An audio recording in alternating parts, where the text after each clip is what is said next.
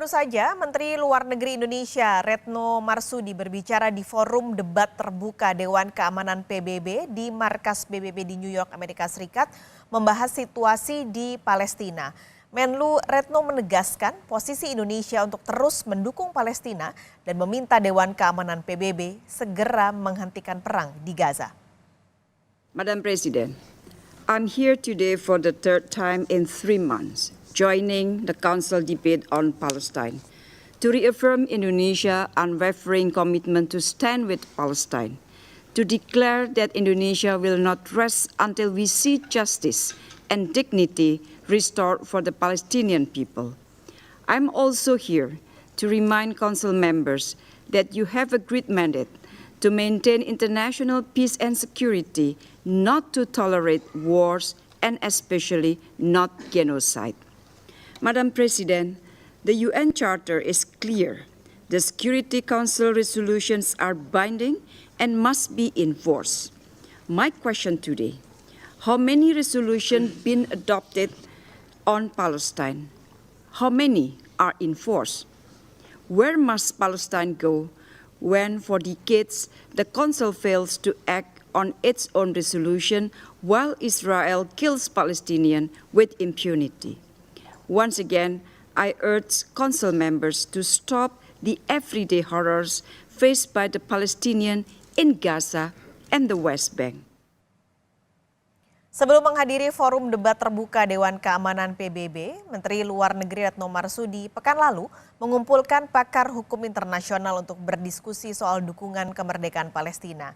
Apakah hasil diskusi ini yang disampaikan Menlu Retno di New York atau justru bersiap ikut menggugat Israel? Kita akan langsung tanyakan. Sudah ada 2 narasumber pagi ini, juru bicara Kemenlu, lalu Muhammad Iqbal dan juga pakar hukum internasional yang juga diundang Menlu dalam diskusi, Hikmahanto Juwana. Selamat pagi Bapak-Bapak. Selamat pagi. Selamat pagi Prof. Hikmahanto. Selamat pagi Pak Dubes Iqbal. Saya ke Pak Lalu sebentar ya, Prof. Hikmah. Ini Pak Lalu tadi sudah kita cuplik sedikit yang disampaikan Menteri Retno Marsudi di New York. Apakah yang disampaikan itu juga merupakan hasil dari pertemuan pakar hukum internasional yang digelar pekan lalu? Sebenarnya ini satu rangkaian dari upaya Indonesia untuk memberikan dukungan maksimal kepada Palestina. Tetapi ini 2 hal yang berbeda sebetulnya. Ini upaya di Dewan Keamanan PBB, yang satu lagi adalah upaya di Mahkamah Internasional. Ini satu rangkaian. Seperti disampaikan oleh Bu Menlu tadi bahwa Indonesia tidak akan berhenti memberikan dukungannya kepada Palestina sampai dengan Palestina bisa mendapatkan hak-haknya sebagai sebuah bangsa gitu. Jadi sekali lagi ini 2 hal yang berbeda, tapi ini dalam satu rangkaian upaya kita untuk memberikan dukungan kepada Palestina. Oke. Prof. Hikmah, yang ketika pekan lalu ikut serta dalam pakar hukum internasional yang diundang ke Kementerian Luar Negeri, apa yang disampaikan? Jadi pertama perlu saya sampaikan di sini memang seperti Pak Dubes lalu Iqbal sampaikan bahwa ini 2 hal yang berbeda, tapi ini rangkaian bagaimana komitmen Indonesia terhadap rakyat Palestina dan nasib Palestina ke depan. Perlu saya sampaikan bahwa kami diundang karena Kementerian Luar Negeri diminta untuk memberikan masukan kepada ICJ, International Court of Justice. Ini bukan upaya yang dilakukan oleh Afrika Selatan menggugat Israel. Ini berbeda.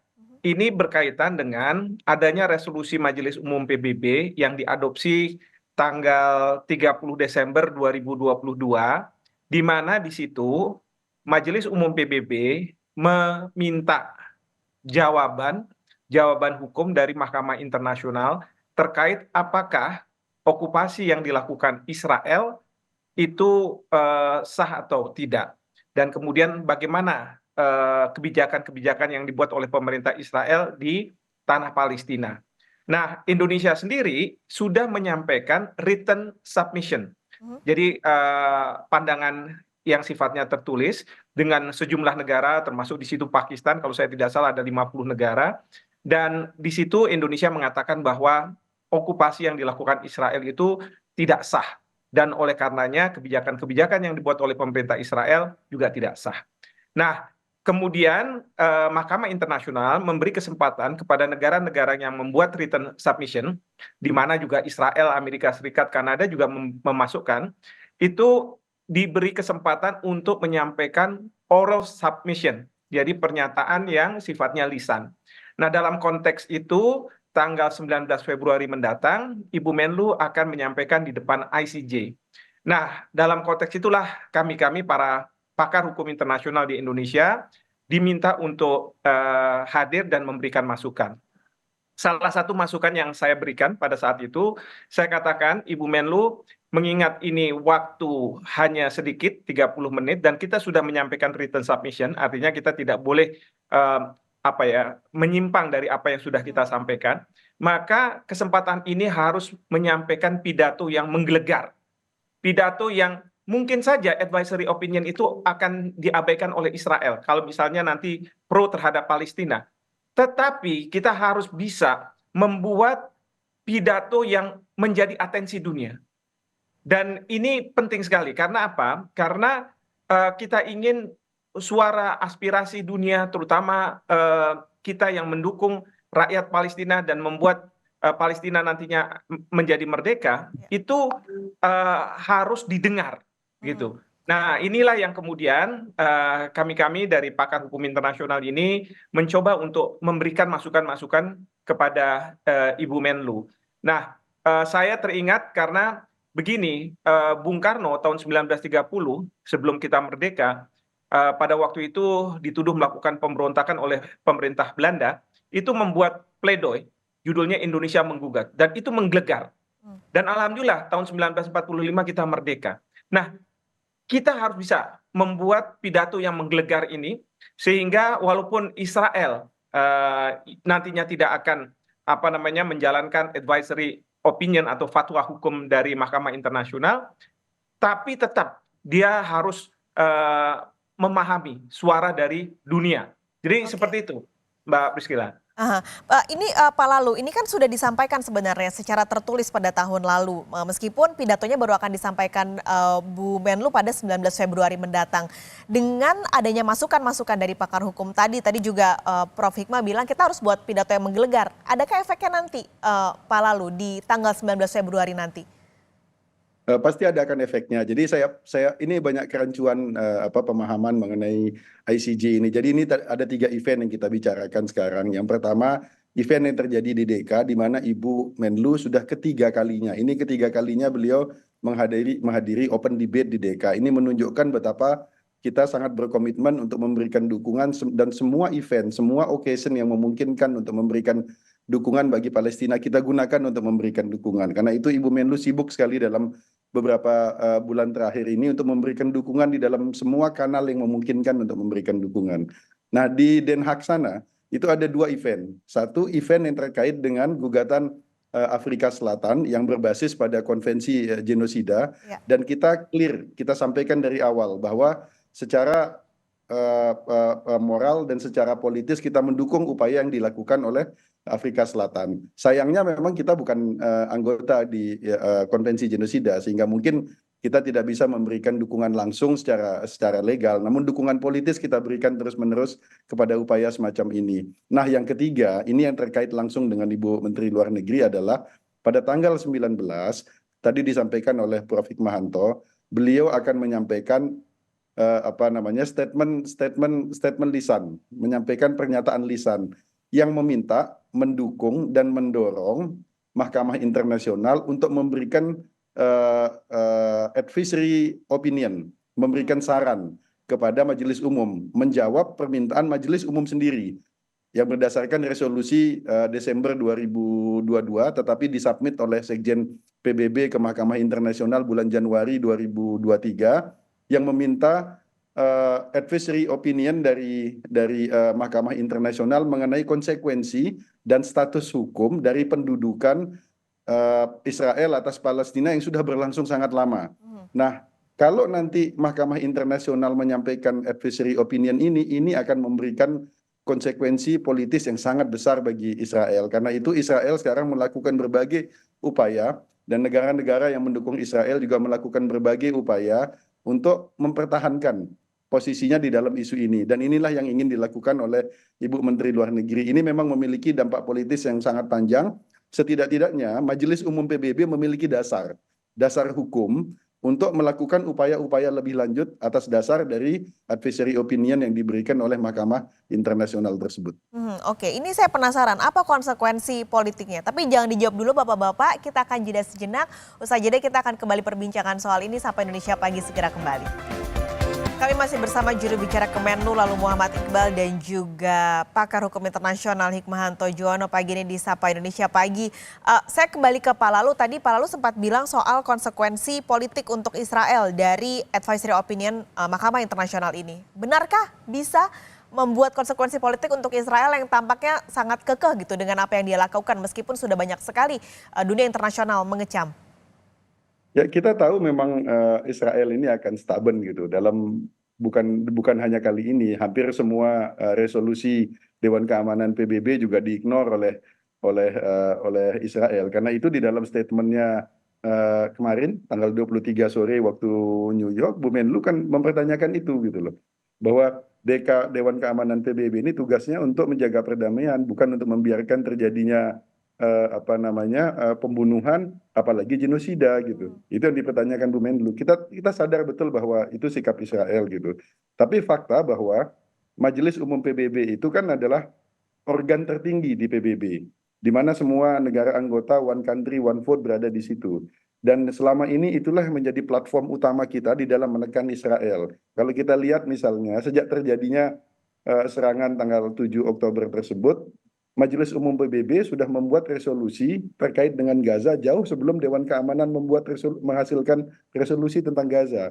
Jadi harapan terbesar kita sekarang ada di Majelis Umum PBB, di mana itulah rumah bagi semua anggota PBB. Dan itulah yang kita gunakan sebagai platform utama untuk menekan Israel. Dan pada saat yang sama kita tetap menggunakan platform Dewan Keamanan juga untuk memberikan tekanan-tekanan. Karena Dewan Keamanan ini kelebihannya, keputusannya itu bisa di-enforce, bisa ditegakkan gitu. Oke, berarti Prof. Hikmah ini landasan hukumnya nanti ada berarti ya kalau ini berhasil gitu dari advisory opinion ini? Ya pertama begini ya, dalam kaitan dengan advisory opinion, salah satu hal yang saya juga sampaikan kepada Ibu Menlu adalah kita tahu di dalam organ PBB ada Dewan Keamanan, Majelis Umum, ada ECOSOC dan lain sebagainya. Itu yang paling demokratis adalah di Majelis Umum PBB, bukan di Dewan Keamanan. Lalu kan pertanyaan kita nih selalu diceramahi oleh negara-negara Barat bahwa harus demokrasi, ya kan? Harus tunduk pada hukum. Pertanyaan kita adalah kenapa giliran masalah Israel justru selalu harus diselesaikan di Dewan Keamanan PBB yang ada hak vetonya Amerika Serikat dan mereka bertindak secara otoriter. Disinilah yang namanya negara-negara yang demokratis di Majelis Umum PBB harusnya mendapat semacam konsiderasi pertimbangan dari Mahkamah Internasional karena Israel yang saya tahu mereka mengatakan bahwa seharusnya masalah ini tidak dibawa ke Mahkamah Internasional. Karena apa? Menurut Israel, bahwa ini kan masalah bilateral. Tidak seharusnya negara-negara ikut. Itu yang pertama. Mereka bilang bahwa Mahkamah Internasional itu tidak punya kewenangan. Nah yang kedua, mereka mengatakan bahwa ini urusan kita di Israel. Dan mereka mengatakan selalu bahwa kenapa kami melakukan serangan-serangan itu karena ada serangan-serangan Hamas kepada kami. Dan kami harus membela diri kami. Nah, ini yang kita katakan. Kita mau bahwa rakyat Palestina yang tidak berdosa itu seharusnya dilindungi. Ya, dalam hukum humaniter jelas seperti itu. Ya, memang dari Israel selalu mengatakan alasan ya manusia-manusia yang tidak berdosa itu kan dijadikan tameng oleh Hamas begitu ya. Nah, oleh karena itu ini yang dalam konteks seperti ini yang kita harus menggelegar. Memang kalau misalnya ada advisory opinion bahkan Afrika Selatan menggugat Israel gitu ya, lalu kemudian ada putusan dan putusan itu berpihak pada rakyat Palestina termasuk juga di Dewan Keamanan PBB. Pertanyaannya adalah apakah kemudian Israel akan tunduk? Nah, di dalam masyarakat internasional memang ada istilah might is right. Ya, siapa yang kuat dia yang benar begitu. Nah ini yang kemudian saya juga berikan masukan kepada Ibu Menlu, kita pertanyakan, apakah masyarakat internasional harus terus-menerus ya berpangku pada might is right, Kita mau adalah justice is right. Yang adil itu yang benar begitu. Ini yang harusnya dilihat oleh masyarakat dunia, Perserikatan Bangsa-Bangsa. Jangan kemudian selalu might is right, might is right. Kalau seperti itu ya pantas saja negara-negara berkembang yang menurut kacamata negara-negara barat secara moral salah dan lain sebagainya, kita terus yang kena. Padahal dunia ini kan harus merefleksikan nilai-nilai yang ada di semua negara. Ya, nah itulah yang penting kita sampaikan, meskipun sekali lagi Israel karena mereka di backing oleh Amerika Serikat sebagai sebuah negara yang sangat kuat, Ya. dia selalu mengatakan bahwa saya akan mengabaikan gitu. Ini yang nanti akan kita lihat tentunya ya efeknya seperti apa. Pak, lalu boleh terakhir Pak, ini kita mungkin sedikit bergeser ke gugatan dari Afrika Selatan yang disampaikan melalui konvensi genosida itu. Meskipun kita tidak bisa ikut dalam gugatan tapi kita mendukung secara moral. Tapi efeknya apa sih Pak? Sebesar apa efek dukungan moral yang diberikan Indonesia dalam gugatan yang disampaikan Afrika Selatan untuk Israel? Proses gugatan Afrika Selatan di ke ICJ ini yang menggunakan konvensi genosida ini proses legal yang akan sangat lama prosesnya gitu. Dan kita memang pada tahap ini belum memasuki tahap legalnya, masih tahap politis dan tahap moralnya. Karena itu pada stage ini, pada tahap ini kita justru memberikan secara terbuka, memberikan dan secara resmi memberikan dukungan terhadap apa yang dilakukan oleh Afrika Selatan. Ibu Menlu mengulang-ulang berkali-kali kita mendukung secara moral dan secara politis apa yang dilakukan oleh Afrika Selatan karena ini inline dengan posisi kita. Ini sangat sejalan dengan posisi kita. Jadi tidak ada alasan buat kita untuk tidak mendukung apa yang dilakukan oleh Afrika Selatan. In the meantime, Ibu Menlu juga memberikan fokus juga ke Dewan Keamanan. Walaupun seperti tadi disampaikan oleh Prof. Hikmahanto bahwa berkali-kali diignore. Tapi kalau didengarkan baik-baik apa yang disampaikan oleh Menlu dalam pidato terakhirnya di Dewan Keamanan, kali ini pidato Bu Menlu di Dewan Keamanan itu bukan lagi ditujukan kepada negara-negara pendukung Israel. Justru kepada Dewan Keamanan banyak ditujukan. Beliau mengatakan berapa banyak resolusi mengenai Palestina yang telah diadopsi dan berapa banyak yang telah dilaksanakan. Jadi itu gugatan terhadap itu mempertanyakan lagi legitimasi daripada Dewan Keamanan. Lalu beliau menanyakan, kalau begini kondisinya selama berpuluh-puluh tahun, terus Palestina harus mengadu ke siapa gitu loh. Kalau bukan kepada Dewan Keamanan yang selama ini yang memang mandatnya adalah untuk menjaga perdamaian dan keamanan gitu loh. Ketika kita bicara mengenai masalah Israel, negara-negara pendukungnya selalu bicara mengenai masalah hak. Hak bagi Israel untuk mendapatkan keamanan, hak bagi Israel untuk membela diri. Lalu ketika kita bicara mengenai Palestina, kita lupa bicara mengenai hak. Apakah bangsa Palestina itu bukan manusia sehingga dia tidak berhak mendapatkan hak-haknya juga, berhak untuk membela dirinya, berhak untuk memiliki keamanan gitu loh. Faktanya kan Palestina sudah berada di situ sebelum Israel datang. Tapi kenapa kita bicara Israel selalu bicara bahwa Israel lah yang berhak untuk dipikirkan mengenai keamanan dan haknya untuk membela diri gitu. Ini semua hal-hal yang disampaikan oleh Bu Menlu di dalam pidato terakhirnya. Jadi pidato terakhir Bu Menlu di Dewan Keamanan kali ini agak berbeda dengan sebelumnya. Beliau banyak justru mempertanyakan mengenai apa peran Dewan Keamanan. Kapan Dewan Keamanan akan menjalankan mandatnya yang diberikan oleh dunia untuk menjaga keamanan dan perdamaian tersebut. Pertanyaan yang sama yang juga sebenarnya diajukan oleh masyarakat internasional, kemana Dewan Keamanan PBB. Pak, lalu terima kasih. Kita tunggu pidato yang akan disampaikan oleh Menlu Retno Marsudi pada tanggal 19 Februari dengan harapan tentu tadi Prof. Hikmah bilang yang adil yang harus menang, yang adil tentunya yang tidak semakin mengorbankan rakyat banyak. Terima kasih banyak Prof. Hikmah, Pak Lalu sudah bergabung pagi ini di Sapa Indonesia Pagi. Sehat selalu Bapak-Bapak. Terima kasih.